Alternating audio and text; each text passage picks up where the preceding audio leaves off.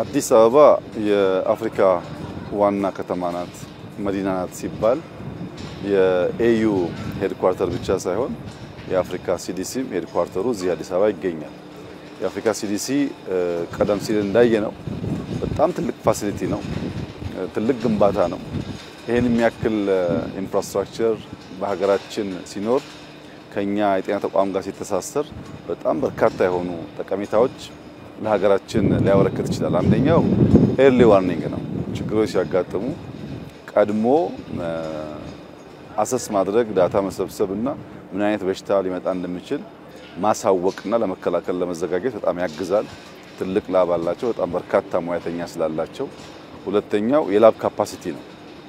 አንዳንድ ሎካሊ ለመመርመር የምንቸገርባቸውን የበሽታ አይነቶች በአፍሪካ ሲዲሲ የላብ ሰርቪስ ማግኘት ይቻላል፣ ግዙፍ ላቦራቶሪ ስላላቸው። ሶስተኛው ስልጠና ነው። ሁሉም እቃ ሙያተኛ ባለበት የተሻለ ሙያተኛ ለማፍራት የሚያስችል ስልጠና ለመስጠት ያስችላል።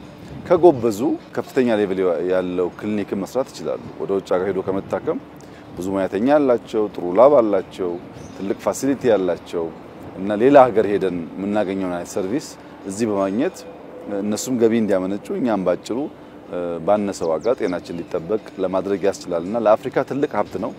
ለኢትዮጵያ ደግሞ ካለን የጤና ፖሊሲ ጋር ተያይዞ መከላከል ላይ ከታመመ በኋላ ማከም ላይ ባለን ፍላጎት እንደዚህ አይነት አቅም ሲገነባ በእጅጉ የሚያግዝ ይሆናልና በርካታ ሆስፒታሎች የተገነቡ ነው ያሉት፣ ጤና ኬላዎች የተገነቡ ነው ያሉት። ግን ለምርምር የሚውል ከፍተኛ የምርምር አቅም ያለው ላቦራቶሪ እና በከፍተኛ ሙያ ያላቸው ግለሰቦች ያሉበት ተቋም ሲኖር ለማሰልጠንም ለመመርመርም ለመደገፍም በእጅጉ ስለሚያግዝ ይሄን እንደ ትልቅ አሴት ነው የምንወስደው።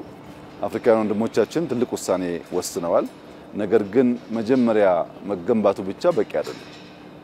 ይሄ በጣም ብዙ ሀብት የሚፈልግ ብዙ ዕውቀት የሚፈልግ ትልቅ ፋሲሊቲ ስለሆነ በገባነው ኮሚትመንት መሰረት ይሄን ተቋም ደግፈን ሙሉ በሙሉ ራሱን ችሎ ረን የሚያደርግበትን መንገድ መፍጠር ያስፈልጋል።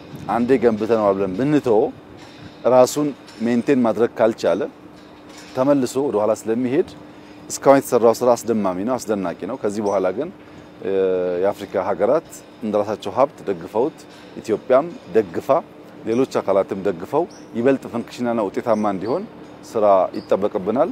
ዛሬ ባየነው ስራ ግን እጅግ ተደምመናል። በጣም ቆንጆ ፋሲሊቲ በሀገራችን በመዲናችን እንዲኖር ስላስቻለ ይሄን በመደገፍና ይበልጥ ፈንክሽናል እንዲሆን በማገዝ የበለጠ ውጤታማ እንዲሆን ለማድረግ እንሰራለን።